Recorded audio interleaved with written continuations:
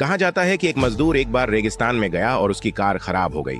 स्थिति से बचने के लिए उसने कथित तौर पर अपनी कार को एक मोटरसाइकिल में बदल दिया। इस मिथक की जांच करने के लिए एडम ने कहानी में बताई गई कार जैसी ही एक कार ली और उसे रेगिस्तान में ले गया। फिर उसने कार के सभी बाहरी हिस्से उतारना शुरू कर दिया।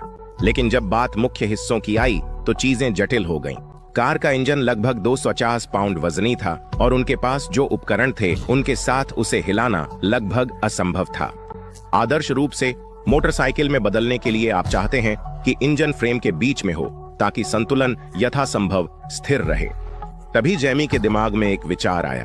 उसने सुझाव दिया कि दो पहियों को हटाकर एक को आगे और एक को पीछे लगाया जाए।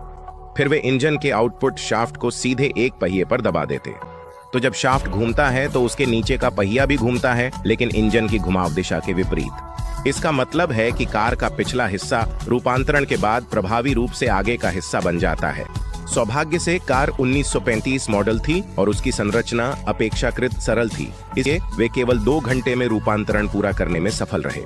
उन्होंने स्टीयरिंग व्हील को फिर से जोड़ा और स्टील वायर का उपयोग करके एक अस्थायी थ्रॉटल सिस्टम तैयार किया। चूंकि गियर शिफ्ट और ब्रेक इंजन की ही तरफ थे, इसलिए एक व्यक्ति को आगे बैठकर स्टीयरिंग संभालनी और दिशा निर्देश देने थे, जबकि दूसरे को पीछे बैठकर गियर और ब्रेक नियंत्रित करने थे।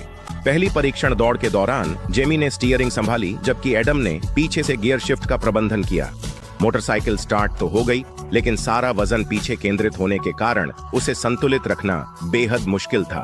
100 मील दूर सभ्यता तक चलाने की बात तो छोड़ ही दें। इस बिंदु पर यह मिथक आधिकारिक रूप से खारिज कर दिया गया, लेकिन उन्होंने वाहन को संशोधित करने के लिए एक बेहतर तरीका जरूर खोज निकाला।